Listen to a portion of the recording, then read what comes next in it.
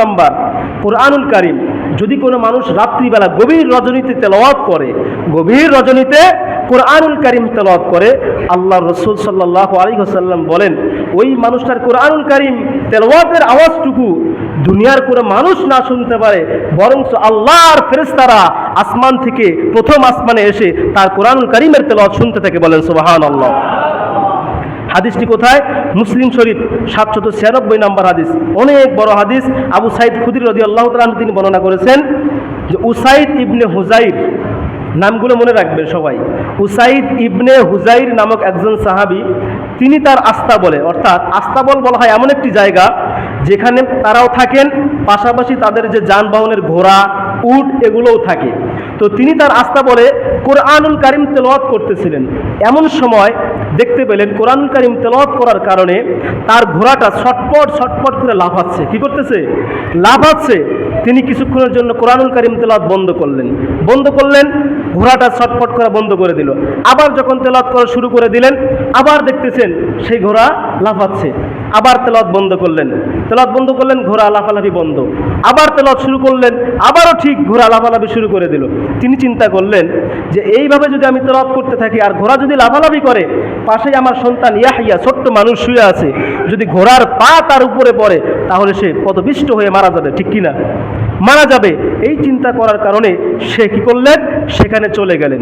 সেখানে যাওয়ার পরে দেখতে পেলেন যে আসমানের দিকে তাকিয়ে দেখেন যে একখণ্ড মেঘ, সেই মেঘটা মনে হচ্ছে যে আমার মাথার উপরে চলে এসেছে। সুবহানাল্লাহ। এরকম দেখতে পেলাম যে একখণ্ড মেঘ আমার মাথার উপরে চলে এসেছে।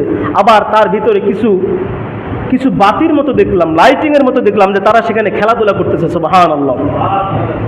যখন তিনি এই কথা চিন্তা করলেন, দেখলেন, দেখার পরে পরের দিন আল্লাহ রাসূল সাল্লাল্লাহু আলাইহি ওয়াসাল্লামের দরবারে গেলেন।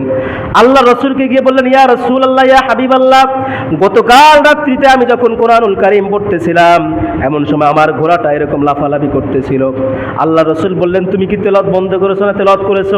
তিনি বললেন, আমি তেলাওয়াত আবার করেছি, আবার ঘোড়াটা লাফালাফি করেছে, এজন্য বন্ধ করেছি।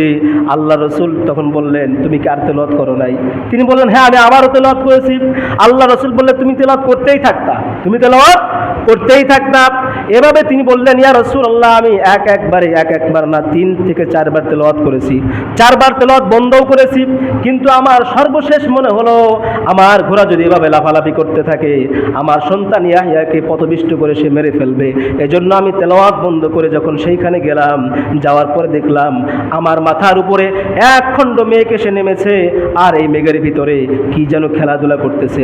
আল্লাহ রাসূল সাল্লাল্লাহু আলাইহি ওয়াসাল্লাম বললেন, তুমি যেইগুলো দেখেছো এগুলো আর সাধারণ কোনো কিছু না, তিলকাল মালাইকা কানাত তাসতামিউ লাকা, তুমি যে কোরআনুল কারীম তেলাওয়াত করেছিলা, ওই কোরআনুল কারীম তেলাওয়াত শোনার জন্য আল্লাহ রাব্বুল আলামিনের পক্ষ থেকে ফেরেশতা এসে গেছে। বলেন সুবহানাল্লাহ। আল্লাহ রাসূল বলেন, ওয়ালাউ ক্বরাতা লাসবাহাত ইয়ারাহা নাসু মা তাসতাতিরু মিনহুম, তুমি যদি সকাল পর্যন্ত এই কোরআনুল কারীম তেলাওয়াত করতে থাকতা, সকালবেলা এই ফেরেশতাদেরকে, সাধারণ যত মানুষ আছে সব মানুষগুলো এই ফেরেশতাদেরকে দেখতে। বলেন সুবহানাল্লাহ। তাহলে কোরআনুল কারীম তেলাওয়াত করলে এই তেলাওয়াত শুনে কে? আল্লাহ শুনে, এবং আল্লাহর ফেরেশতারা। গভীর রাত্রে আপনি কোরআনুল কারীম তেলাওয়াত করতেছেন, এই কোরআনুল কারীম সাধারণ কোন মানুষ শোনে না, এই কোরআনুল কারীম কে শোনে? আল্লাহ এবং আল্লাহর ফেরেশতারা।